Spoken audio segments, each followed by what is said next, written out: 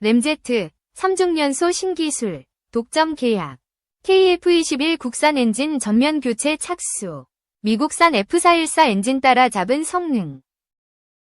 최근 한국 기업들이 가스터빈 엔진의 국산화 도전에 적극적이다. 특히 한화에어로스페이스는 항공엔진 사업에 의지가 강하다. 항공기용 엔진은 후발주자가 선두그룹을 따라잡기 어려운 대표적인 분야로 잘 알려져 있다. 시장은 주요 글로벌 제작사들이 사실상 과점하고 있다. 그런데 이런 시장에 한국 기업들이 뒤늦게 뛰어들겠다니 그 사이 무슨 환경의 변화라도 생겼다는 것일까?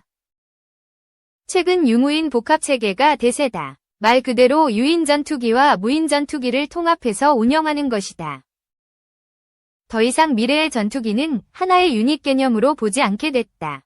대신 다양한 유닛이 네트워크로 연결돼 작전을 벌이는 시스템 개념으로 진화 중이다. 앞서 언급한 유럽의 차세대 전투기 체계인 FCAS가 좋은 예다. 이는 가까운 미래 공중전의 패러다임이 급속하게 바뀌고 있음을 의미한다. 예를 들어 위험한 임무는 무인 전투기를 먼저 적진으로 보내고 유인 전투기는 안전한 공역에서 대기하며 무인 전투기로부터 상세 정보를 전송받아 공격 임무를 수행할 수도 있다. 좀 더 시스템이 통합되면 유인 전투기를 플랫폼으로서 운용하며 무인 전투기를 정찰은 물론 공대공 및 공대지 임무에 투입할 수 있다.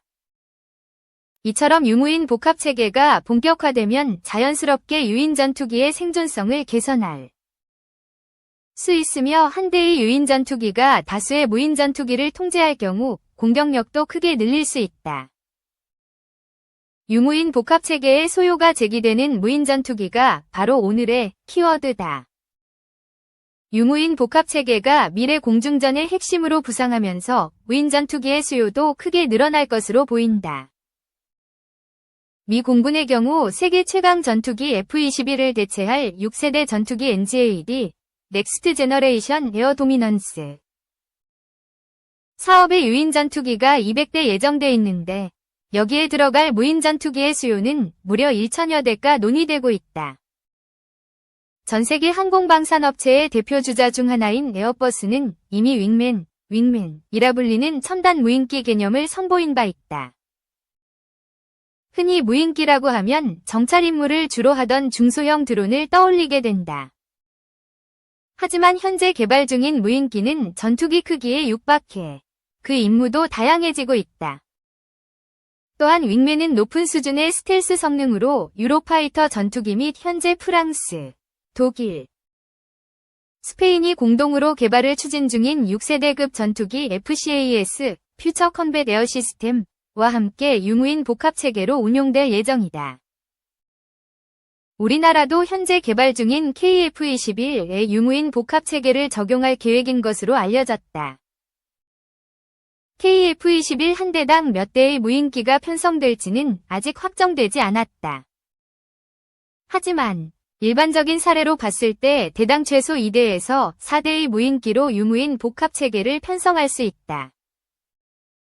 KF-21의 총 양산 대수가 120대임을 감안하면 적게 잡아 2대의 무인기로 유무인 복합체계를 구성한다 해도 240대 이상의 무인기가 필요하다는 의미다. 이 정도 규모라면 주요 부품 등을 국산화하더라도 경제성을 기대할 수 있게 된다. 국내에서는 국방과학연구소와 방산업체들이 함께 저피탐, 즉 스텔스 정찰 무인기와 무인 전투기를 개발 중이다. 무인기에 필요한 항전 장비와 무장 등은 국내에서 개발이 가능하지만 엔진은 해외에서 도입해야 한다. 문제는 웬만해서는 크게 문제가 되지 않는 유인기 엔진과 달리 외산 엔진을 장착한 국산 무인기는 수출 시 한계에 부딪힐 수 있다는 점이다. 특히 무인기 엔진은 순항 미사일로 전용될 수 있기 때문에 MTCR, 미사일 테크놀로지 컨트롤 레짐, 즉 미사일 기술 통제 체제의 통제 대상이다.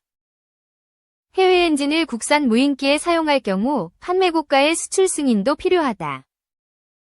엔진을 제공한 국가가 판매 경쟁국일 경우 해외 수출에 대한 수출 승인은 당연히 어려워진다. 실제로 익명의 방산업계 관계자에 따르면 우리 군에서 사용 중인 국산 무인기에 대해 일부 국가에서 구매 의사를 보였지만 이 같은 엔진 문제 때문에 성사되지 못한 경우도 있는 것으로 알려졌다. 외산 무인기 엔진을 채택할 경우 국산 무인기의 개발 과정에서 기체 기술도 공개해야 하는 등 기술 유출의 문제에도 직면할 수 있다. 항공기 엔진 기술의 확보는 안보 차원의 필요성 외에도 경제적인 면에서 잠재적 가치가 크다. 전투기용 엔진은 개발만 되면 관련 기술을 함정용, 헬기용 등으로 다양하게 확장할 수 있다. 특히 공급망 구축을 통해 정밀 가공 기술, 원자재, 소재 산업으로의 파급 효과도 기대할 수 있다. 국내 방산업체는 F4 팬텀 전투기에 장착되는 J79 터보제트 엔진을 시작으로 40여 년간 항공기 엔진을 생산해왔다. 2024년 4월에는 엔진 생산 1만 대도 돌파했다. 하지만 독자 모델 항공기 엔진 개발은 별개의 문제다. 첨단 항공기 엔진 개발 비용은 5에서 6조 원 정도로 추산된다.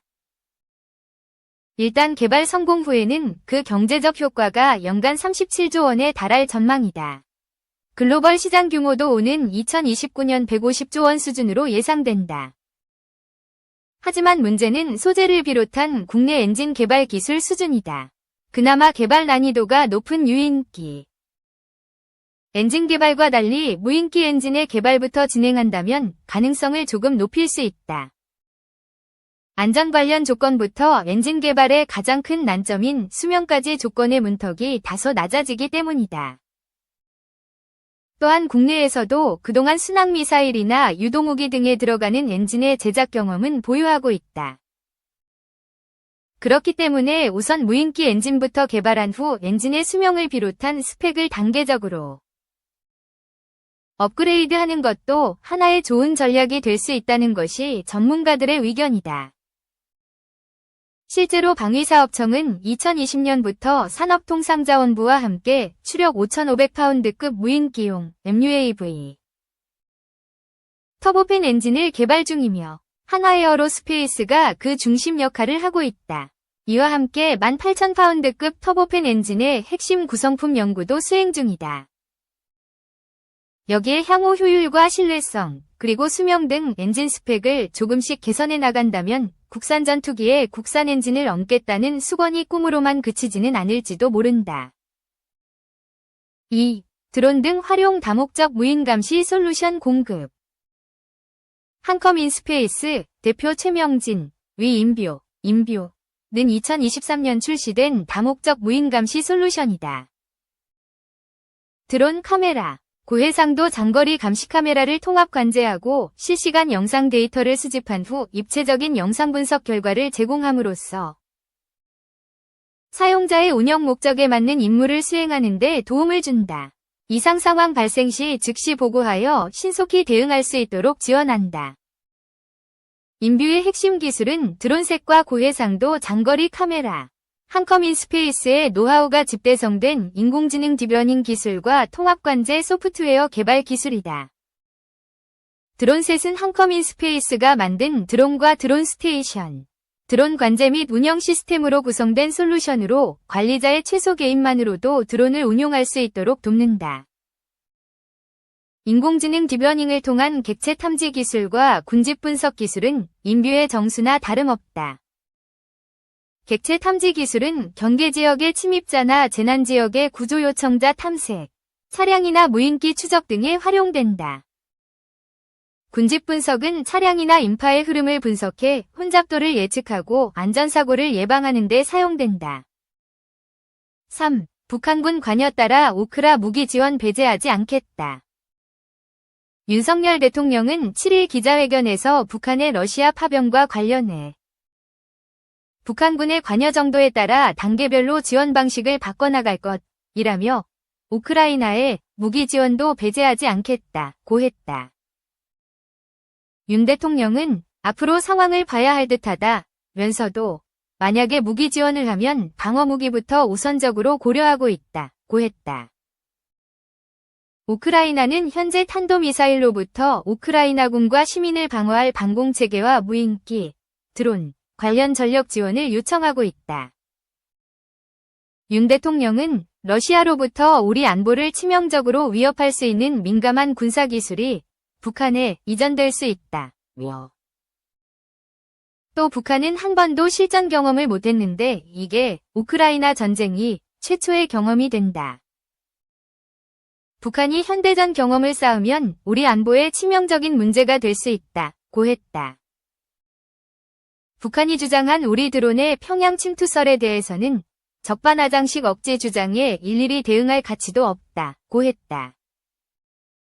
윤 대통령은 북한은 우리한테 이미 10번이나 국경을 침범해서 드론 공격을 했고 7,000개가 넘는 오물 쓰레기, 풍선, 살포의 GPS 교란을 하고 있다. 고 했다. 북한은 지난달 소위 평양 침범 무인기 사건 배후가 한국이라는 자체 조사 결과를 발표한 바 있다. 대왕고래 프로젝트, 동해심해 유전가스전 시추 계획과 관련해서는 가장 확률적으로 높은 데에 시추공을 뚫기 시작하고 있다. 이게 되기만 하면 수천조가 나오는 것이라고 했다. 윤 대통령은 첫 번째, 시추에 나온다는 건 보장하기 어렵지만 이게 앞으로 우리나라 경제와 산업에 또 많은 영향을 줄 것이고 잘만 활용하면 우리 미래 세대들에게도 큰 도움이 되지 않겠나 라고 했다. 2025학년도 의대 정원 증원과 관련해서는 내년도 정원은 수능이 오는 14일이기도 하고 우리 정부가 추진하는 대로 됐다며 번복은 없다고 밝혔다. 다만 2026년 정원은 의료계와 협의체에 의견을 내라고 했으니 같이 논의해 합리적 의견이면 거기에 따르면 된다고 했다.